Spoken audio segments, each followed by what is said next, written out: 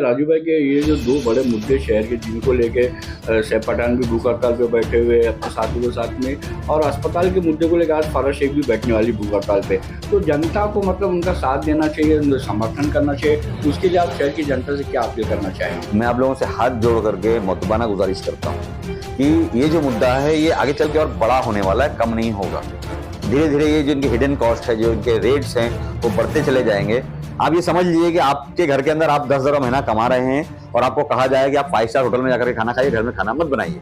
क्या आप उसको अफोर्ड कर सकते हैं? नहीं कर सकते हैं। उसी तरीके से स्टूडेंट को आप अफोर्ड नहीं कर सकते हैं। आज अगर आपने आवाज नहीं उठाई, आज अगर आपकी आवाज दब गई, और आज अगर आप लोगों ने इन लोगों का साथ नहीं दिया, तो आगे चल करके आपको बहुत ज्यादा तकलीफ होने वाली है। पूरे मुमरा कौसा की 7 लाख जनता से मैं अपील करना चाहता हूं कि हर घर का हर फर्द इसको अपनी जिम्मेदारी समझे, जो किस तरीके से इस भूख हड़ताल के अंदर जाकर के बैठे लोगों का साथ दे, अपने नेताओं का साथ दे। जो नेता टोरेंट के खिलाफ है, जो नेता टोरेंट के साथ है, उनके बारे में मैं कुछ बोलूंगा ही नहीं, मगर जो लोग टोरेंट के खिलाफ हैं उनका साथ दे, उनके साथ कंधे से कंधा मिला करके इस लड़ाई को बेबाकी से लड़े, अपनी पूरी ताकत के साथ में लड़े।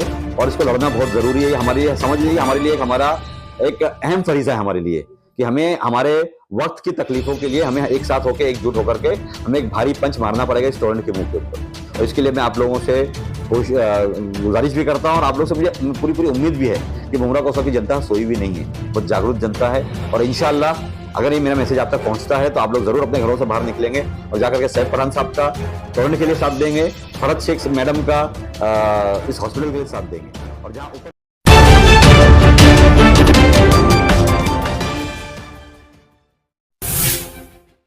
मैं हूं मोइन शेख और आप देख रहे हैं मुमरा टाइम।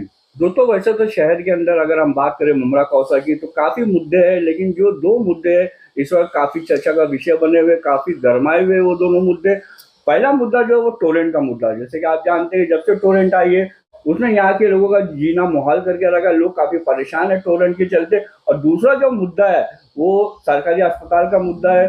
जो एमएमएलए के अंदर जो सरकारी अस्पताल है अभी तक वो पूरी तरीके से मतलब चालू भी नहीं हुआ, लेकिन है ना उसके निजीकरण की जो खबरें आ रही है लगातार, उसको लेके भी लोगों के अंदर काफी नाराजगी फैली हुई है। जहाँ एक तरफ टोरेंट को लेके एमआईएम की सैफ पठान अपने साथियों के साथ में भूख हड़ताल पे बैठे हैं। आज तीसरा दिन है उनकी भूख हड़ताल का, काफी समर्थन मिल रहा है समाज सेवी संस्थाओं का। और दूसरी जो शहर की विपक्षी पार्टियां हैं वो भी उन्हें अपना समर्थन दे रही है। और वहीं अगर हम देखा जाए तो आज मुस्लिम लीग की जो फरत शेख है वो भी अस्पताल की निजीकरण के खिलाफ वो भी धरना प्रदर्शन पे बैठने वाली है, भूख हड़ताल पे बैठेंगी वो। तो इन्हीं दो मुद्दों पे बात करने के लिए हमारे साथ शहर के चर्चित समाज सेवक राजू अंसारी साहब भी यहाँ पे मौजूद है। तो बिना वक्त गंवाए हम उनसे इन्हीं दोनों मुद्दे पे बात करेंगे। राजू भाई, आपका स्वागत है हमारे चैनल में। सर, ये जो दो मुद्दे इस वक्त शहर में काफी गरमाए हुए, एक टोरेंट का मामला है और दूसरा अस्पताल के निजीकरण का मामला है, तो ये दोनों ही मामलों को कैसे देखते हैं आप? सबसे पहले तो मैं मुमरा टाइम्स की तरफ से मैं आपका स्वागत करता हूं कि आप यहां पर मेरे पास आए और मेरा इंटरव्यू या मेरे तासुरात लेने की कोशिश कर रहे हैं। दूसरी चीज़ आपको मैं ये बता दूं कि मुमरा आज की तारीख में मुमरा का सबसे बड़ा हॉट टॉपिक अगर कुछ है तो वो टोरेंट का मुद्दा है जी। आज मुमरा कौसा के अंदर जितने भी MSCDCL के ग्राहक थे वो पहले उनके पास मीटर हुआ करते थे, थोड़ी सी कोताही होती थी उनकी बिल भरने के अंदर, क्योंकि गरीब इलाका है, लोग नहीं भर पाते थे, मगर कैसे कैसे जो चल रहा था। मगर आज हमें ऐसा लग रहा है कि हम 1947 के पहले के भारत में चले जा चुके हैं। और जिस तरीके से ईस्ट इंडिया कंपनी के अंग्रेजों ने हमारे ऊपर जिस तरीके से जुल्म और सितम किए थे, उसी तरीके का जुल्म और सितम आज टोरेंट की तरफ से गरीब जनता के ऊपर हो रहा है। मैं बता दूं आपको कि मुमरा कौसा में हर वो शख्स जो गरीब है वो महीने का 10,000 12,000 रुपये कमाता है। अगर वो 12,000 10,000 रुपये में से अगर 4,000 रुपये अगर वो बिल का भर देगा तो वो खाएगा क्या? वो राशन कहाँ से भरेगा? वो अपने मेडिकल कैसे पूरे करेगा? वो अपने बच्चों की स्कूल की फीस कैसे पूरी करेगा? अपने बच्चों के कपड़े लत्ते कहाँ से लाएगा? तो बड़ी दुश्वारी वाला काम है ये। और इसी के लिए कई मरतबा कई लोग इसके अंदर इसका मोर्चा लिए हैं हाथ में और इसको भगाने की या इसको रोकने की कोशिश करते हैं, मगर हमेशा नाकामयाब रहे हैं। चाहे वो हमारे अजीज बाटा शेख साहब हो, जिसके लिए पैदल मार्च किया था उन्होंने, चाहे हम नहीं, सबसे पहले अजीज बाटा साहब ने किया था, उसके बाद में अबू अल्तमस फैजी साहब ने बहुत बड़ा एक आंदोलन किया। उसके बीच में हमारे एक आगरी युवक संगठन है, आयुष जिसे कहते हैं, उसके जरिए से हमने दशरथ पाटिल साहब को चेयरमैन बना करके गोविंद भगत की सदारत के अंदर पूरे मुमरा कौसा, कलवा और दीवा के लोगों ने मिलकर के इसके खिलाफ मोर्चा निकाला, लॉन्ग मार्च निकाला, मगर आज तक ये कुछ हुआ नहीं। इसकी बहुत बड़ी वजह यह है कि जो हमारी सत्ताधारी पक्ष और सत्ताधारी जो लोग हैं वो चाहते नहीं हैं कि टोरेंट हटे यहाँ से, क्योंकि हो सकता है कि वो भी कुछ साठगांठ हो उनके साथ में, जिसकी वजह से वो नहीं चाहते होंगे हटाना। दूसरी चीज ये कि गवर्नमेंट के जो फ्रेंचाइजी, गवर्नमेंट की जो ये होती है, कंपनी होती है, जैसे MSCDCL है, पूरे महाराष्ट्र के अंदर MSCDCL काम कर रही है। और क्या गवर्नमेंट से बड़ी मशीनरी इनके पास है टोरेंट के पास, या गवर्नमेंट से बड़ा प्रशासन इनके पास है कि ये कर सकते हैं और गवर्नमेंट नहीं कर सकती है? मैं ये समझता हूँ, और गवर्नमेंट सही से चाहे तो सारे लोगों को खड़ा करके आराम से उनके जितने भी थेफ्ट हैं या अनड्यू बिल्स हैं, इसको बराबर रेगुलरिटी पे ला सकती है, उनके अंदर डिसिप्लिन पैदा कर सकती है, और सही तरीके से हमारा इंफ्रास्ट्रक्चर ऑफ MSCDCL बिल्डअप हो सकता है और लोगों को लाइट की पूर्ति हो सकती है। मगर मैं ये समझता हूँ कहीं ना कहीं थोड़ा सा इसके अंदर वही बात है जो ईस्ट इंडिया कंपनी के अंदर थी कि हमें लूटना है, हमें खाना है, उसी चक्कर के अंदर ये टोरेंट यहाँ पर आगे बढ़ती चली जा रही है। और इसके अंदर मैं ये समझता हूँ कि मेरी एक अपील रहेगी पूरे मुमरा कौसा के लोगों से। आज आप देख रहे हैं कि हमारे सैयद पठान साहब भूख हड़ताल पर बैठे हुए, आज उनका तीसरा दिन है, और जिस तरीके से वो वहां पर एक हिम्मत लेकर के बैठे हैं, मैं उनकी हिम्मत को दाद देता हूं। और मैं ये समझता हूं कि उनके साथ में जो 4-5 लोग बैठे, चाहे वो और कोई लोग हों, उन सभी की मैं दाद देता हूं कि वो लोग वहां बैठ करके बहुत अच्छा काम कर रहे हैं और एक हमारे मुमरा कौसा को जागरूक करने की कोशिश कर रहे हैं। आपको मैं वो कहना चाहूंगा राजू भाई कि जैसे कि आप भी कह रहे हैं कि मतलब सैयद पठान अपने साथी के साथ में वहाँ बैठे हुए, आप उनकी हिम्मत की दाद देनी चाहिए, और उनको अच्छा प्रतिसाद भी मिल रहा है, काफी समर्थन मिल रहा है। कई पार्टियां जो विपक्षी वो भी उन्हें समर्थन दे रही, समाज सेवी संस्थाएं जो वही बोलना चाहता मैं, लेकिन जो जनता का समर्थन मिलना चाहिए, मैं वही बोलना चाह रहा था, वो दिखाई नहीं दे रहा है। मैं यही अपील करने के लिए अभी आपसे बोलना चाह रहा था कि जिस तरीके से सारी पॉलिटिकल पार्टियां एक होकर के वहां सपोर्ट कर रही हैं, वहां सैयद पठान साहब अपनी पार्टी को लेकर के खड़े हैं, उनके एक नगर सेवक हमारे मेरे बहुत प्रिय दोस्त हैं शालाम आजमी साहब, वो वहां पर मेहनत कर रहे हैं, सारे प्रशासन से बात करना, कोऑर्डिनेशन करने का काम वो कर रहे हैं, तो एक बहुत अच्छा काम हो रहा है। मगर जो हमें प्रतिशत मिलना चाहिए या जो उन्हें एक उसकी ख्याति मिलनी चाहिए वो नहीं मिल रही है। मैं समझता हूँ मुमरा कौसा में 1 लाख के आसपास कंज्यूमर्स हैं टोरेंट के, और तकरीबन सभी के सभी त्रस्त हैं इसके अंदर। क्या 1 लाख में से 5,000 लोग नहीं आ सकते, 2,000 लोग नहीं आ सकते? पर नहीं आ रहे हैं, तो लोगों को अपने घरों से बाहर निकलना पड़ेगा, लोगों को सड़कों पर चलना पड़ेगा, लोगों को इस तपती धूप के अंदर अपने आप को सेकना पड़ेगा, तब कहीं जाकर आपको कामयाबी मिलेगी। केवल सिर्फ सैयद पठान के अपने पूरे मुमरा कौसा का मसला है, पूरे मुमरा कौसा का मसला है, पूरे मुमरा कौसा का मसला है। जनहित में वो लड़ाई मतलब वो कर रहे हैं, भूख हड़ताल में बैठे जनता को सड़कों पे उतर के उनका समर्थन करना चाहिए। अच्छा, अब राजू भाई हम दूसरे मुद्दे की बात करेंगे, वो भी काफी इस वक्त गरमाया हुआ है, वो है अस्पताल के निजीकरण का मुद्दा। कौसा MML में जो सरकारी अस्पताल है, जिसे बनने में भी काफी समय लग गया, और जब बन के तैयार भी हो गया तो अभी पूरी तरीके से वो चालू भी नहीं हुआ, लेकिन उसके निजीकरण की बातें सामने आ रही है। इसी को लेके आज मुस्लिम लीग की जो इंडियन यूनियन मुस्लिम लीग की जो महिला अध्यक्ष है फरह शेख, वो भी आज 2 बजे से उनका भी भूख हड़ताल पे बैठने का मतलब तैयारी चल रही है। तो उस मुद्दे पे आप क्या कहना चाहोगे अस्पताल के निजीकरण के मामले को लेकर? सबसे पहले मैं आपको ये बोलना चाहता हूँ कि उस हॉस्पिटल का नाम हकीम अजमल खान हॉस्पिटल है, हमारे कौसा में स्थित है, तकरीबन 8 साल से बन रहा था, 1,35,000 स्क्वायर फीट है, 100 बेडेड हॉस्पिटल है, मल्टी स्पेशलिटी हॉस्पिटल है, अंडर वन रूफ हर चीज वहां पर आपको मिलने वाली है, मुहैया होने वाली है, जिसके लिए हमने इसकी नींव रखी। महानगर पालिका ने इसका पूरा पैसा दिया है, इसका श्रेय सारे नगर सेवकों को जाना चाहिए और जाएगा भी, क्योंकि नगर सेवकों की बदौलत ही ये हॉस्पिटल बना है, महानगर पालिका की जमीन के ऊपर बना है, महानगर पालिका के पैसे से बना है। मगर कहीं कुछ लोगों के अंदर हिडन इंटरेस्ट है, वो चाहते हैं कि इसका निजीकरण करके कुछ हम कमीशंस खाएं, हम उसको होने नहीं देंगे। आप जानते हैं कि जैसे अभी बीच में हम लोगों ने एक लाइब्रेरी के उद्घाटन के लिए हम लोग शिवाजी हॉस्पिटल, छत्रपति शिवाजी महाराज हॉस्पिटल गए थे। उस छत्रपति शिवाजी महाराज हॉस्पिटल के लाइब्रेरी की ओपनिंग के वक्त में हमारे CM साहब ने देखा कि उस हॉस्पिटल में बहुत सारी गंदगी और बहुत सारा अनडिसिप्लिन था। उन्होंने जगह पर वहां के जो डीन थे डॉक्टर योगेश शर्मा साहब, उनको वहीं पर सस्पेंड किया, ऑन द स्पॉट सस्पेंड किया। वहां पर हमारे माइम के अपना मुस्लिम लीग के कुछ लोग आए थे वहां पे, उन लोगों ने अपना एक मेमोरेंडम दिया कि साहब हमारा जो कौसा का हकीम अजमल खान हॉस्पिटल है उसे प्राइवेट नहीं करना चाहिए। साहब ने फौरन तत्काल उसको स्टे दे दिया है। जो हमने एक टेंडर कॉल किया था जिसमें हम PPP के जरिए, पब्लिक प्राइवेट पार्टनरशिप के जरिए से उस हॉस्पिटल को हम लोग चलाना चाह रहे हैं। आपको एक खुशखबरी और दे दूं मैं कि CM साहब ने पिछले रोज हमारे इस बजट अधिवेशन के अंदर जो हमारी MJP स्कीम होती है, आपको मालूम होगा शायद, महात्मा ज्योतिबा फुले जन आरोग्य योजना, जिसके अंदर लोगों को 1.5 लाख रुपया मिला करता था, बिल्कुल आज उसको बढ़ा करके उन्होंने 5 लाख रुपया कर दिया है। ये बहुत बड़ी खबर है, बहुत अच्छी खबर है हमारे लोगों के लिए। और आज की तारीख में पूरे महाराष्ट्र की जो 10 करोड़ पॉपुलेशन है, इन 10 करोड़ पॉपुलेशन के लोगों को जब भी मेडिकल फैसिलिटीज लेने की जरूरत पड़ेगी तो उन्हें हर साल 5 लाख रुपए तक का उनका इलाज फ्री ऑफ कॉस्ट होगा। इस एमजेपी स्कीम के अंदर 931 सर्जरीज है, 931 सर्जरीज है। बहुत अच्छी बात है। और मैं ये समझता हूं कि यही स्कीम को अगर हमने हकीम अजमल खान हॉस्पिटल पर या छत्रपति शिवाजी महाराज रुग्णालय हॉस्पिटल के ऊपर अगर हमने डाल दिया तो मैं समझता हूं जो वहां पर हमें देखो आपको बताऊं हमको तकलीफ क्या होती है कि हम इतना बड़ा बड़ा हॉस्पिटल बना देते हैं या हम बहुत सारी चीजें गार्डन्स कर लेते हैं, हम स्विमिंग पूल कर लेते हैं, हमारा स्टेडियम बन गया है, पर होता यह है कि उसको हम मेंटेन नहीं कर पाते। उसकी वजह यह है कि हमारी थाने महानगर पालिका बहुत बड़ी महानगर पालिका नहीं है, सिर्फ 3800 करोड़ 4000 करोड़ की महानगर पालिका है। आप उसको अगर बीएमसी से कंपेयर करें तो बीएमसी की महानगर पालिका 42,000 44,000 और 48,000 करोड़ की महानगर पालिका है। हमसे 10 गुना 12 गुना ज्यादा बड़ी वो महानगर पालिका है। तो हमारी छोटी महानगर पालिका होने की वजह से क्या होता है कि हमारे जो रेवेन्यू जनरेशन होते हैं वो कम होते हैं, उसके लिमिटेड रिसोर्सेज होते हैं, जिसकी वजह से हम लोग हर चीज को मेंटेन नहीं कर पाते हैं। तब हम सोचते हैं हम क्या करते हैं कि किस तरीके से गवर्नमेंट इसको अडॉप्ट कर ले, इन चीजों को, इन स्कीमों को। तो गवर्नमेंट ने बहुत अच्छी अच्छी स्कीमें रखी हैं।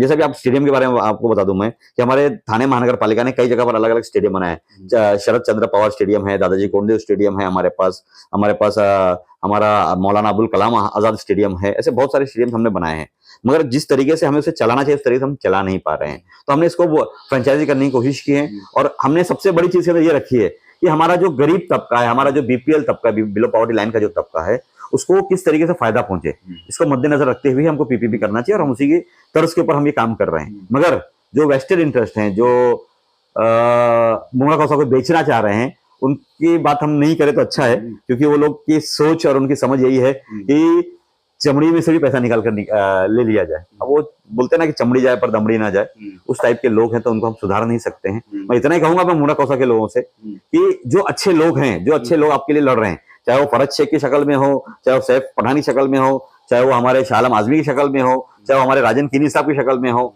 चाहे वो जफर नुमानी साहब की शक्ल में हो, चाहे वो विशु भगत साहब की शक्ल में हो, चाहे वो मिराज खान की शक्ल में हो, चाहे वो नईम खान साहब की शक्ल में हो, ये लोग अच्छे से अच्छा काम करने की कोशिश कर रहे हैं, अच्छे से अच्छे तरीके से म्युनिसिपल कॉर्पोरेशन को टैकल करते हैं, वहां पर जाकर के अपनी बातों को रखते हैं, आवाज उठाते हैं कि नहीं ये चीज जो है ये गरीबों के खिलाफ है, ये अमीरों के हक में है, वो नहीं होनी चाहिए। हमारी महानगर पालिका या हम जो नेता होते हैं, हमारा पहला फर्ज ये होना चाहिए कि हम गरीबों को और गरीबों के कामों करने की कोशिश करें, उनके मसलों को हल करने की कोशिश करें, उनके मसलों का समाधान करने की कोशिश करें। यही इसको पॉलिटिक्स कहते हैं, इसी को राजनीति कहते हैं। राजू भाई, हमने तो मतलब जो बड़े बड़े मुद्दे मुमरा की उसके ऊपर चर्चा कर ली, हमने टोरेंट के ऊपर बात करी, हमने जो अस्पताल का निजीकरण होने जा रहा है जिसको लेकर आज भूख हड़ताल पे बैठने वाली है फरज शेख, उस पर भी हमने बात की। अब हमें एक छोटा लेकिन बहुत ज़रूरी मुद्दा है, जैसे कि आप भी जानते हैं कि अगर मुमरा कौसा शहर की बात करें तो ये 3 किलोमीटर की रेंज में फैला हुआ शहर है, आबादी लेकिन घनी है इसकी। यहाँ पे मतलब मार्केट भी लगती है, काफ़ी फेमस मार्केट है गुलाब पार मार्केट, जहाँ पे प्रतिदिन हज़ारों की संख्या में महिलाएं आती है, बच्चे भी होते हैं साथ में। लेकिन हमारे शहर के अंदर आप देखेंगे स्टेशन से लेके अगर सिल फाटा तक आपको रोड के ऊपर एक भी शौचालय नहीं मिलेगा। मैंने कई बार ये मुद्दे को उठाया, मैंने नगर सेवकों से बात की, और जो हमारे पूर्व मंत्री है, जो आमदार है हमारे अभी जितेंद्र अवार साहब, उनसे भी मैंने ये सवाल उनके सामने भी डाला था कि शहर में शौचालय होना चाहिए, जिसकी बेहद ज़रूरत है लोगों की। लेकिन ना लोगों का मतलब ये कहना है, चाहे वो जनप्रतिनिधि हो या मनपा के अधिकारी, उनका ये कहना है कि हम शौचालय बनाना चाहते हैं लेकिन हमें पब्लिक जो है वो बनानी नहीं देती है। तो कहीं ना कहीं जनता शौचालय ना होने की वजह से भी काफी परेशान है, विशेषकर महिलाएं। इसके ऊपर आपका क्या ख्याल है, क्या कहना चाहोगे इसको लेकर? सबसे पहले तो मैं आपको एक करेक्शन कर दूं कि ऐसा नहीं है कि कहीं पर शौचालय नहीं है।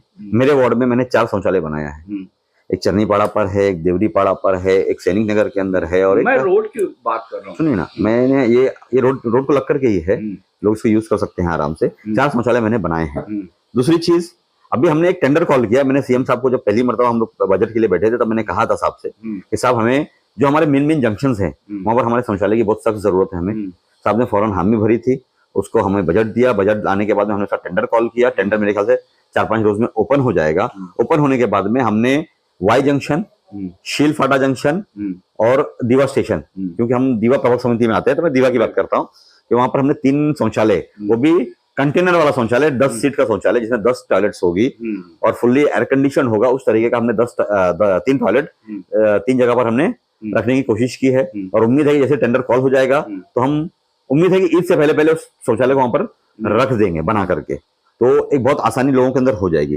दूसरी चीज, हमने एक चीज सीएम साहब से कहा था, हमारे खासदार साहब से कहा था, डॉक्टर श्रीकांत शिंदे साहब से, कि साहब हमारे मुमरा कौशल में बहुत जगहों पर शौचालय की जरूरत है। तो उन्होंने on the spot her panel के अंदर, हमारे मुमरा में 6 पैनल हैं, हर पैनल के अंदर 2-2 शौचालय की उन्होंने बात कही थी। 26 number panel, 31 number panel, 29 number panel, 30 number panel, 31 number panel, 32 number panel और 33 नंबर पैनल, सब मिलाकर के 7 हमारे पास प्रभाग समितियां हैं, प्रभाग है। 5 प्रभाग, 7 प्रभाग के अंदर हम लोग 2-2 शौचालय बनाने, यानी 14 शौचालय बनने वाले हैं। अब हमें खाली ये देखना है कि हमें सही जगह मिल जाए। ऐसा ना हो कि हम कहीं ऐसी जगह शौचालय बना दें जिसकी वजह से उस इलाके के लोगों को, उस इलाके के शॉपकीपर्स, दुकानों को तकलीफ हो जाए। तो हमको हर एक को मद्देनजर रखते हुए हमको जगह ढूंढनी पड़ेगी। हम जैसे भी हमारे जफर नवानी साहब ने कहा था कि हमें मित्तल के ऊपर जरूरत है, तो मित्तल का हमारा मंजूर हो चुका है, हम मित्तल पर बनाएंगे इंशाल्लाह। 2 बनाएंगे मित्तल के ऊपर, एक एंट्री पॉइंट के ऊपर, एक बीच में कहीं ना कहीं बनाने की कोशिश करेंगे। उसी तरीके से हमने फायर ब्रिगेड पर एक बनाने की कोशिश कर रहे हैं हम लोग। उसी तरीके से हम लोग मुमरा स्टेशन पर बनाने की कोशिश कर रहे हैं। उसी तरीके से हम लोग रेती बंदर पर एक बनाने की कोशिश कर रहे हैं। उसी तरीके से हम लोग अमृतनगर के बीच का जो पट्टा है, अमृतनगर से गुलाब पार्क के पीछे पट्टा, वहां पर हमें अच्छी सही से जगह मिल जाती है तो वहां पर भी मेन रोड पर बनाने की कोशिश करेंगे, भले ही चाहे वो फला गार्डन के आसपास क्यों ना हो। उसी के साथ में हम लोग एक कब्रिस्तान के आसपास बनाने की कोशिश करेंगे। वैसे ही हम लोग एक कौसार नाके पर कहीं ना कहीं बनाने की कोशिश करेंगे, और बाय जंक्शन का तो हो चुका है। तो इस तरीके से हम लोगों ने प्लान किया है कि 14 नए शौचालय बनाए जाएंगे। और कहने का मतलब आने वाले दिनों में मतलब आपकी कोशिश रंग आएंगी और शहर में काफी शौचालय देखने को मिलेंगे। जी, उम्मीद तो यही हमसे कि हम लोग ने जिस तरीके से मुमरा की जो भी, देखो खाली शौचालय की बात नहीं है, बात हॉकर्स की भी है, बात पार्किंग की भी है, बात पानी की भी है, पीने के पानी की। तो ऐसे बहुत सारे मुद्दे हैं जो मुमरा से अछूते रहे हैं और हमेशा मुमरा वाले इसे तरस रहे हैं। और आज हमें पिछले 15 सालों में ऐसा कोई हमें निवारण नहीं मिला, ऐसा कोई सुझाव, ऐसा कोई सजेशन हमें नहीं आया हमारे पास कि किस तरीके से सही होना चाहिए। आज मुमरा कौसा में बहुत सख्त जरूरत है हॉकर्स प्लाजा की। आप देख सकते हैं कलवा के अंदर हॉकर्स प्लाजा बना करके रेडी हो चुका है, वहां पर लोग उसके अंदर बिजनेस कर रहे हैं। जो गरीब लोग हैं उनको वहाँ पे अलॉटमेंट भी हो चुका है, वो अपने धंधे कर रहे हैं वहाँ पे। तो क्या मुमरा में ऐसा नहीं हो सकता हम लोग मुमरा में 3 या 4 हॉकर्स प्लाजा बनाए, एक हॉकर्स प्लाजा में 300 350 दुकानें होती हैं।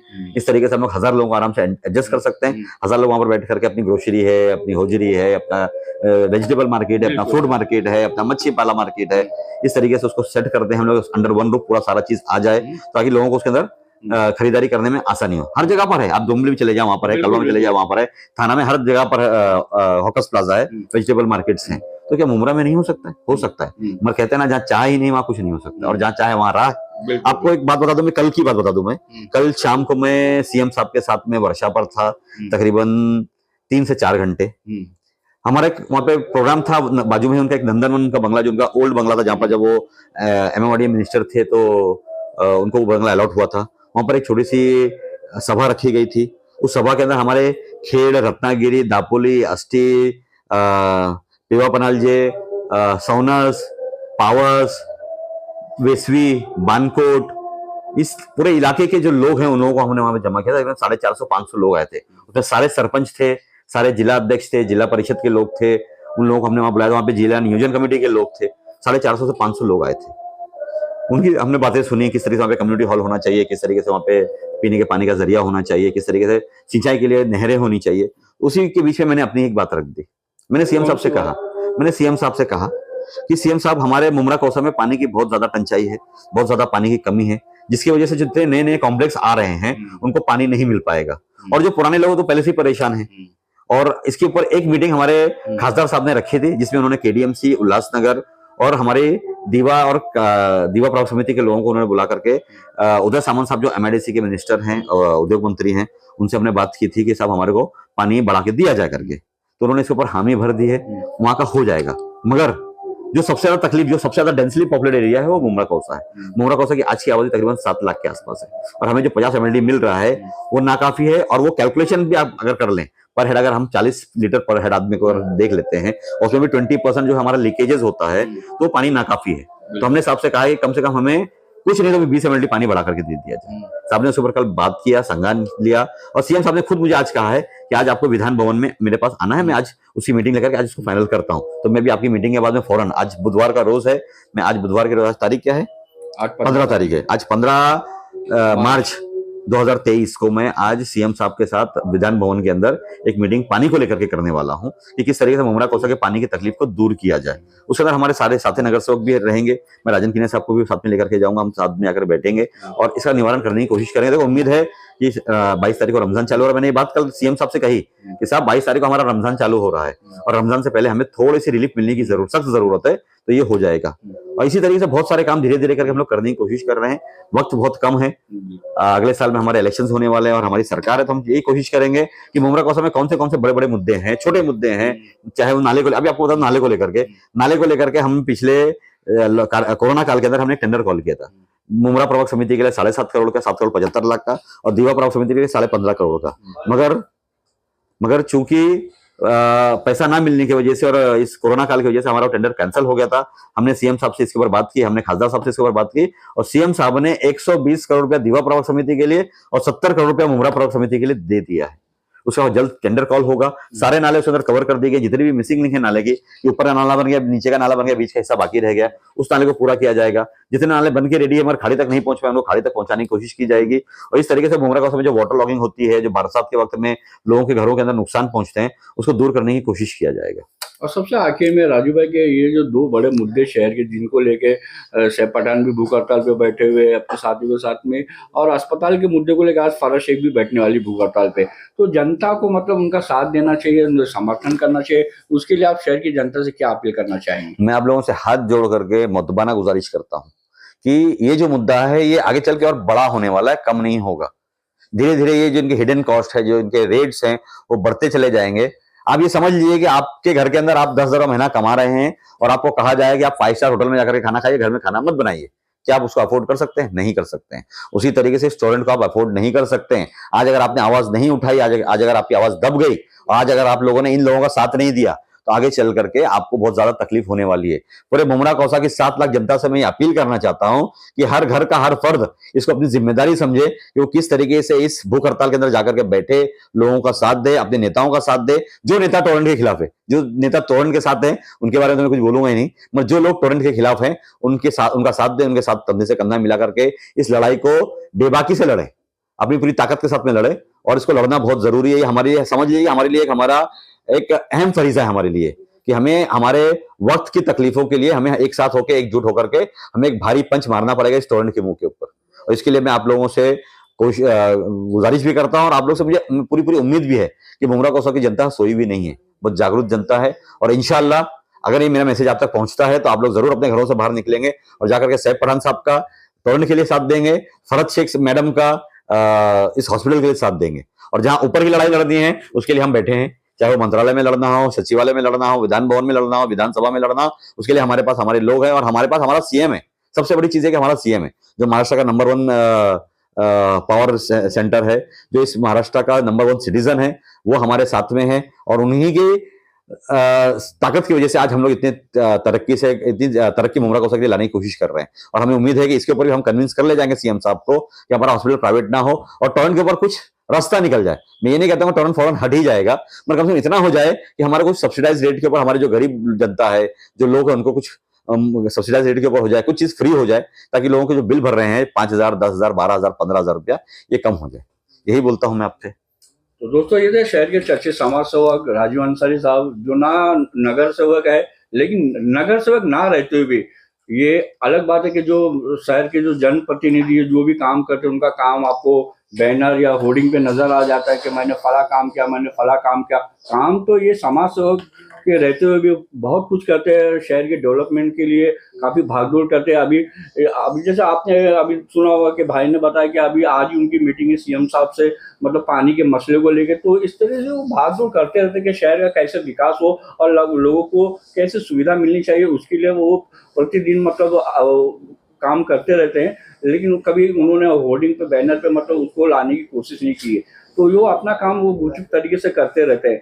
और दूसरी बात, इन्होंने जो शहर की जनता से अपील की है कि जो टोरेंट को लेकर जो सैफ पठान भूख हड़ताल पे बैठे हुए अपने साथियों के साथ में, ये सैफ पठान जो है वो अपने लिए नहीं, मतलब वहाँ पे भूख हड़ताल पे बैठे हुए, उनके घर का मामला नहीं, पूरे शहर के जो लोग हैं उनसे जुड़ा हुआ यह मामला है। तो उन्होंने अपील की है कि वो सड़कों पे आए, मतलब वहां जाएं और उन्हें अपना समर्थन दें, ताकि उनके हौसलों को बल मिले। ये लड़ाई अगर जीतना है तो समर्थन तो करना ही पड़ेगा।